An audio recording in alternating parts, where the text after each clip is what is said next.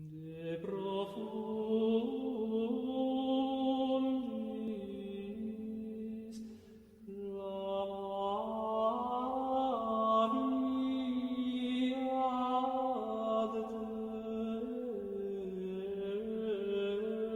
Domine.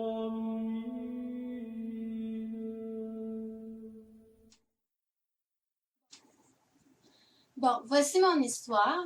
Je viens d'une bonne famille avec deux grands frères, mes parents. J'ai eu une belle enfance.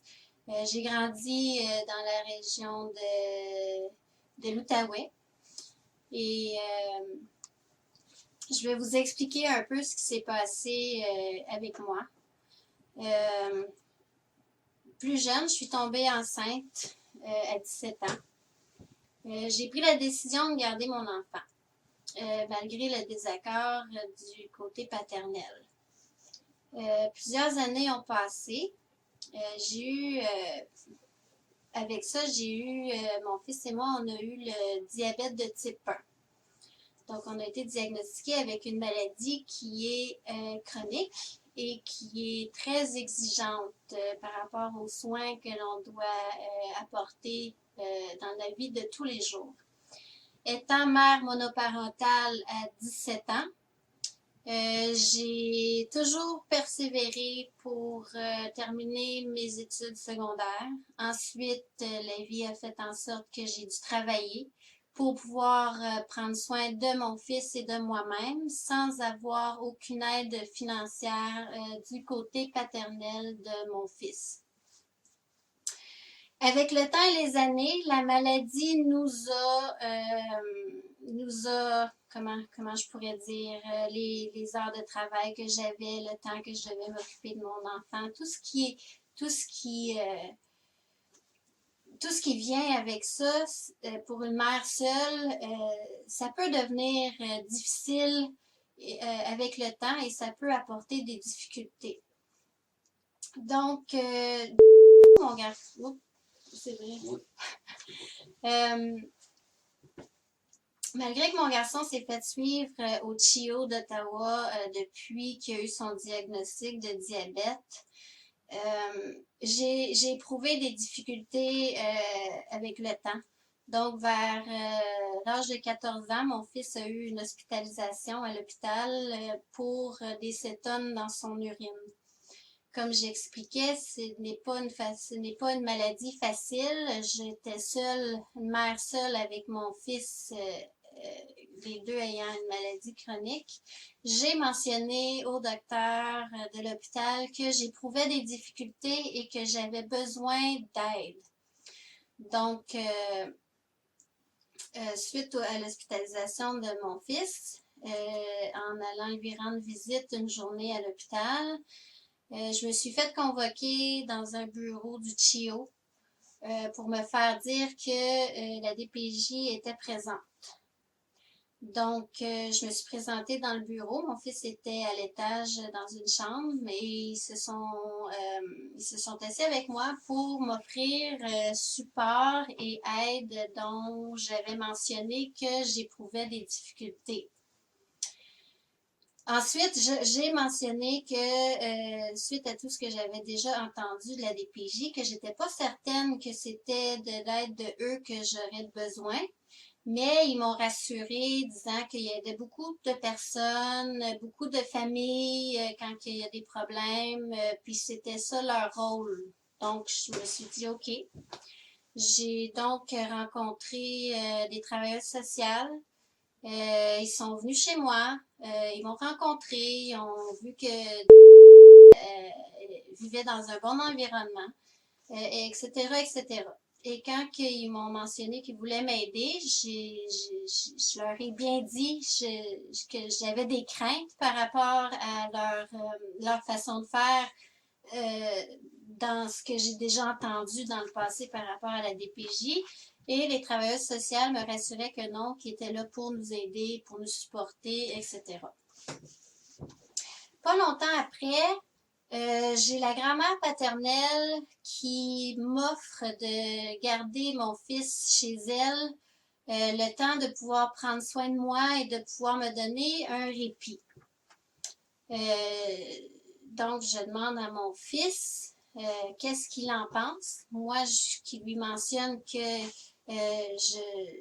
il peut rester avec moi. Moi, ma préférence, bien sûr, c'est qu'il reste avec moi. Mais que s'il veut aller vivre chez ses grands-parents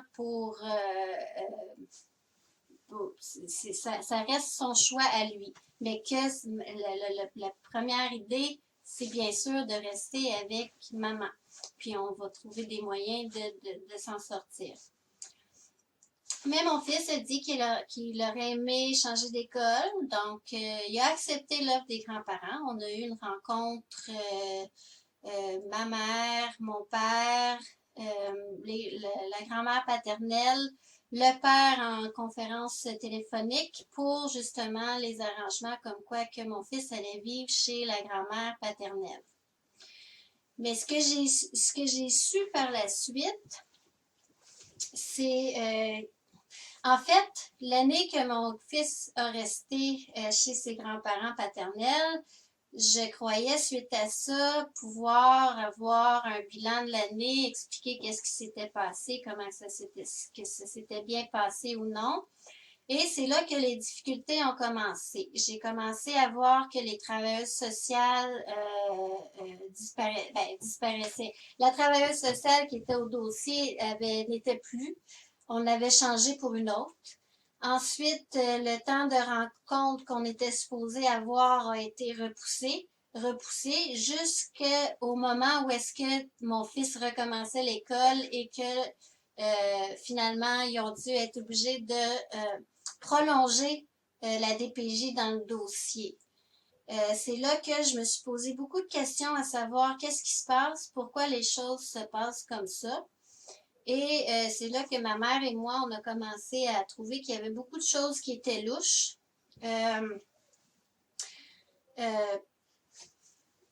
Puis ensuite, vu qu'on voyait qu'il y avait des choses qui étaient louches, on est allé rencontrer des personnes qui étaient au CHIO pour savoir qu'est-ce qui s'était passé là-bas. Donc, on voyait qu'on n'était plus les bienvenus. Je crois qu'il y avait quelque chose à cacher au CHIO. La travailleuse sociale ne voulait pas s'adresser ni à moi ni à ma mère. Donc, ma mère a téléphoné à la grand-mère paternelle et la grand-mère paternelle a avoué à ma mère que c'est le CHIO, la travailleuse sociale, qui a communiqué avec la grand-mère paternelle, avec lequel le CHIO savait déjà que j'étais en conflit dans le passé.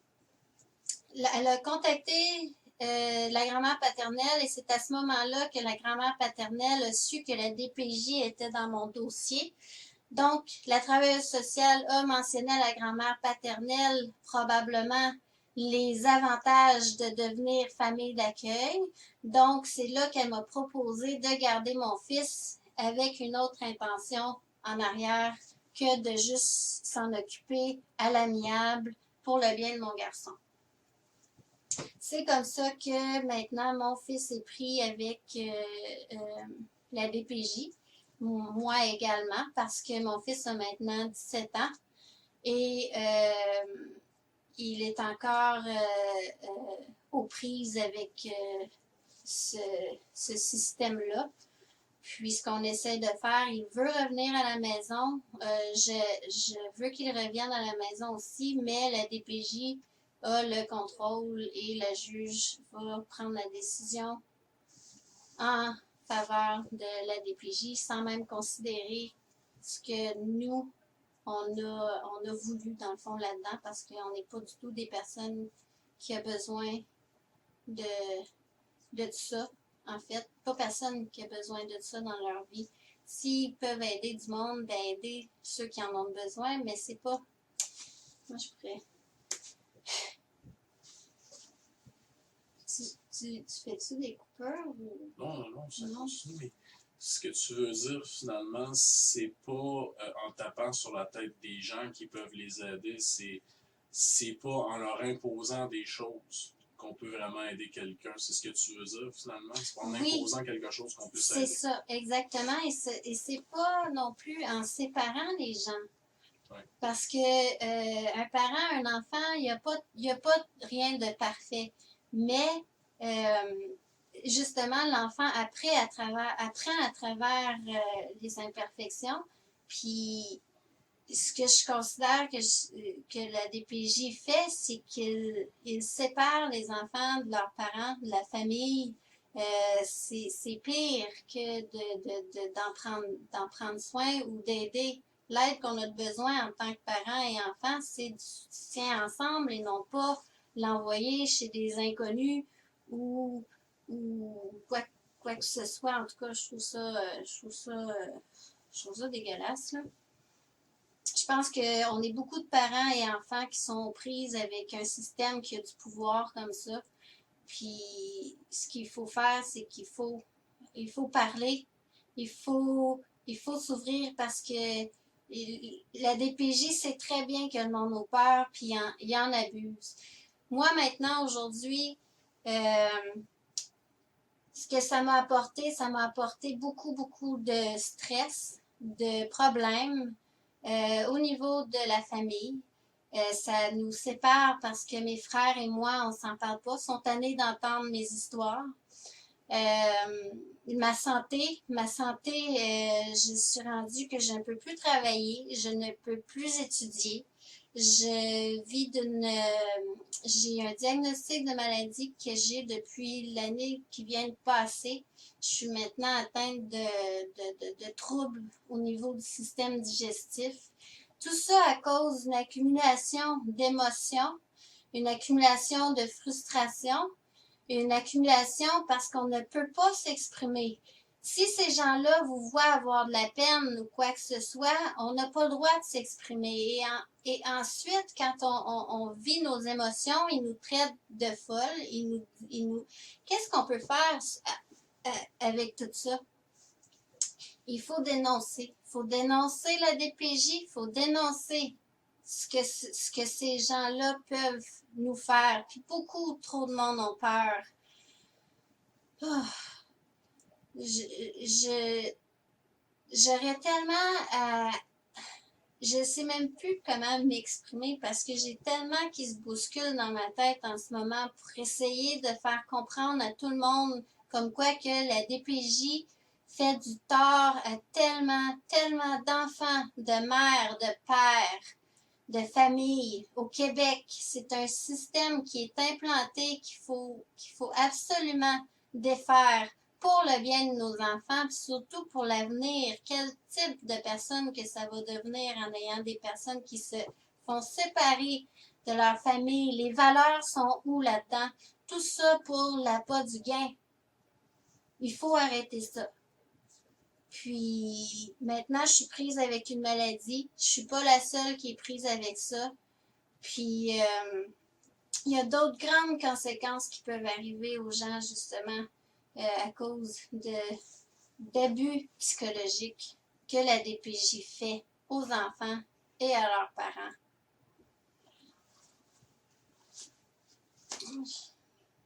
Qu'est-ce que je pourrais rajouter à ça? Ben, c'est déjà très bien. C'est déjà très bien. Ah, on dirait que j'en aurais encore à dire, mais je sais pas, je suis mêlée. Ben, c'est correct que. Regarde. Il reste du temps. Il me reste du temps. Oh oui. En attendant, ça regarde. Tant que c'est dans le bas d'une demi-heure, là, c'est parfait. Là. Ouais. Puis même si ça prenait un peu plus, là, vas-y, là. C'est ton porte-voix. Ouais. Tout ce que je veux dire, c'est que gênez-vous pas. Si vous êtes pris dans une situation comme la mienne ou semblable, ou vous êtes simplement pris avec ce système de DPJ, vous pouvez trouver des ressources nécessaires pour pouvoir vous aider. Puis, il y a sûrement moyen que avec une vidéo comme celle-là, si on est capable de ramasser assez de gens pour témoigner de leur peine. Je connais tellement de gens qui vivent d'angoisse, de peine, de douleur Il faut arrêter ça, il en abuse. Puis il faut pas avoir peur de le dire puis de le dénoncer. Puis moi, mon histoire, ben c'est ça. Je suis une femme qui vient d'une famille respectable, qui a un passé et qui a une vie respectable aussi, malgré que maintenant je suis démolie par la maladie. Mais tout ce que je veux, c'est retrouver l'énergie puis la santé pour être capable justement de continuer puis de montrer qu'ils m'auront pas puis qu'ils me détruiront pas. C'est ce qu'ils veulent faire, c'est ce qu'ils font et c'est ce qu'ils veulent continuer de faire si on fait pas rien. Donc c'est pas mal ça. Je voudrais peut-être dire d'autres choses, mais ça me vient pas en ce moment. Ayez pas peur. Aidez les enfants. Il y en a tellement qui ont besoin de leurs parents. Pas de se faire séparer d'eux, mais bien d'être avec eux. Malgré les imperfections, il n'y a personne de parfait. Mais quand il y a de l'amour et du respect, c'est ça qui est important. Ah, une autre chose. Juste aussi, le DPJ. C'est une question d'argent. Quand tu es pauvre, qu'est-ce qu'ils font? Ils t'enlèvent tes enfants. C'est malheureux. Mais il faut dénoncer. Il faut dénoncer parce qu'ils croient avoir le gros bout du bâton, puis c'est ça qu'il faut arrêter. C'est primordial. Pour toute question, commentaire, pour soumettre un témoignage ou faire un don, veuillez nous écrire au lesvoixdelombre@gmail.com. Merci